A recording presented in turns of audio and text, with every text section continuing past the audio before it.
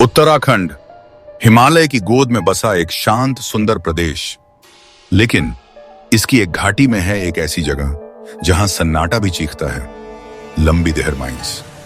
19वीं सदी के आखिरी साल, ब्रिटिश राज का समय, जब पहाड़ों को चीरकर लाइमस्टोन निकालने का जुनून पागलपन में बदल चुका था। हजारों मजदूर गरीबी और भूख से टूटे हुए यहां अंधेरी सुरंगों में अपनी सांसों से मौत लिखते थे। सिलिका की धूल उनके फेफड़ों में जहर बनकर घुसती, खून की उल्टियां और मौत की लंबी कतारें। और फिर 1990 का वो दिन, जब एक भयानक भूस्खलन ने हजारों को जिंदा दफना दिया। और आज हम आपको एक ऐसी सच्ची कहानी सुनाने जा रहे हैं जिसे सुनकर आपके रोंगटे खड़े हो जाएंगे।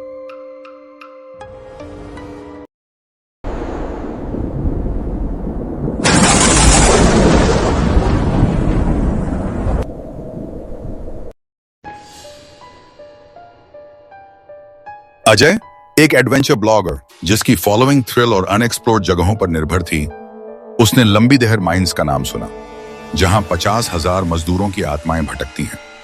दोस्तों की चेतावनियों और ऑनलाइन हॉरर आर्टिकल्स ने उसके क्यूरियोसिटी को और भड़का दिया।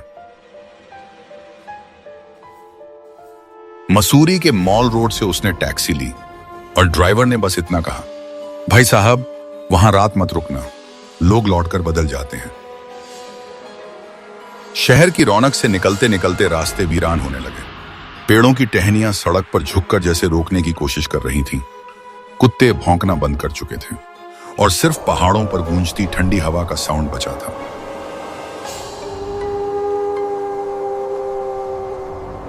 डूबते सूरज की आखिरी किरणों में टूटी फूटी ट्रॉली, जंग लगे रेल ट्रैक और आधे ढहे गेट नजर आए। अजय ने कैमरा ऑन किया और कहा, दोस्तों, यह है लंबी देहर माइंस, जहां की हर ईंट मौत की कहानी सुनाती है। ठंडी हवा के झोंके ने उसकी बात काट दी, जैसे जगह खुद चुप रहना चाहती हो।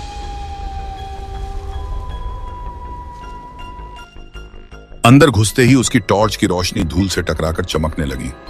सिलिका की बारीक परतें दीवारों पर ऐसे जमी थीं जैसे अनगिनत आंखें उसे घूर रही हों।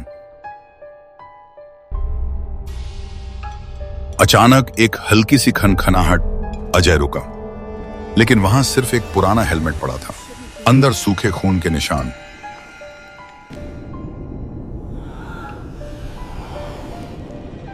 अजय को मजदूरों के बारे में पढ़ा सब याद आने लगा। कैसे हजारों मजदूर बिना मास्क के इन सुरंगों में झोंक दिए जाते थे। सिलिका की बारीक धूल उनके फेफड़ों में भर जाती, धीरे धीरे सांस लेना मुश्किल, खून की उल्टियां और फिर मौत, चुपचाप, बिना किसी आवाज के। अजय का दिल तेजी से धड़कने लगा। उसने कैमरे का रिकॉर्डर चेक किया और तभी रिकॉर्डर से एक धीमी टूटी फूटी खांसी सुनाई दी। वो ठिठक कर खड़ा रह गया, लेकिन खांसी यहीं खत्म नहीं हुई। अचानक उसी के बाद एक औरत की कराह और सिसकियां गूंजने लगी, जैसे कोई औरत मौत से पहले आखिरी बार मदद की गुहार लगा रही हो। अजय ने टॉर्च घुमाई, पर सामने बस खाली सुरंग थी। सन्नाटा इतना गहरा कि अब हर आवाज उसके सीने में गूंजने लगी थी। बाहर अब पूरी तरह रात उतर आई थी। पर्वतों पर सन्नाटा ऐसा था जैसे जमीन तक सांस लेना भूल गई हो। अजय ने सोचा, शायद अब वापस लौटना खतरनाक होगा, यहीं रुकना बेहतर है।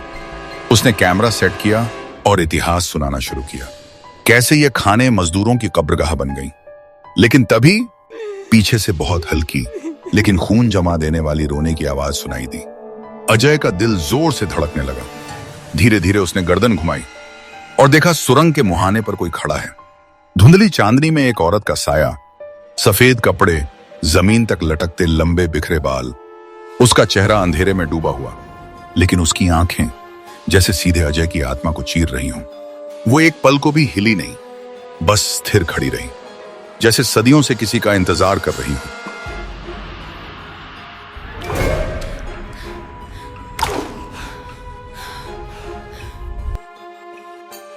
अजय ने जैसे ही कदम पीछे खींचा, अचानक उसके पैरों के नीचे की जमीन हल्की सी हिली।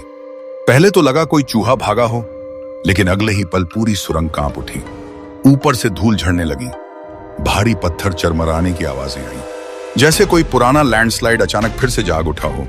अजय ने घबराकर टॉर्च ऊपर घुमाई, और तभी अंधेरे में गूंज उठी सैकड़ों मजदूरों की दबती चीखें, जिनकी गूंज इतनी डरावनी थी कि समझ ही नहीं आया ये ख्वाब है या सच में उनकी रूहें अभी भी यहीं फंसी हैं।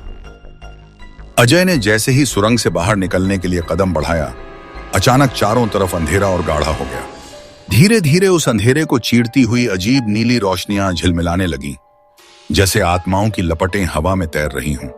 अजय का दिल जोर जोर से धड़क रहा था और तभी उसने देखा पीछे से एक बेहद दुबला पतला हड्डियों सा आदमी फटे पुराने खदान मजदूरों जैसे कपड़ों में उसकी तरफ बढ़ रहा है।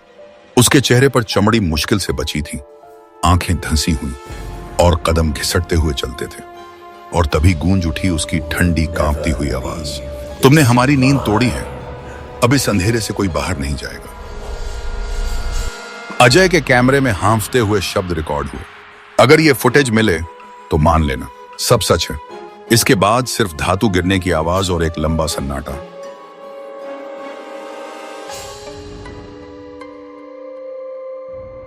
सुबह स्थानीय लोग उसे जंगल में मिले, जिंदा लेकिन खून की उल्टी करते हुए। डॉक्टर बोले शायद सिलिकोसिस, लेकिन इतनी जल्दी कैसे? अब अजय कभी बोलता नहीं, सिर्फ रातों में चीखता है। कहते हैं लंबी देहर माइंस में एक बार जो चीखें सुन ले, वो उनकी गूंज को जिंदगी भर होता है।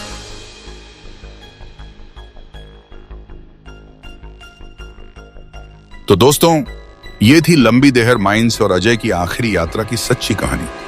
अब सवाल आपसे, क्या आप इतनी हिम्मत रखते हैं कि खुद यहां जाएं और इस खामोशी को महसूस करें? अगर हां, तो कमेंट में लिखें, मैं जाऊंगा। और अगर आपको यह वीडियो पसंद आया हो तो लाइक करें, शेयर करें और चैनल को सब्सक्राइब करना न भूलें, क्योंकि ऐसी सच्ची कहानियां अभी बाकी हैं। Horror lives here.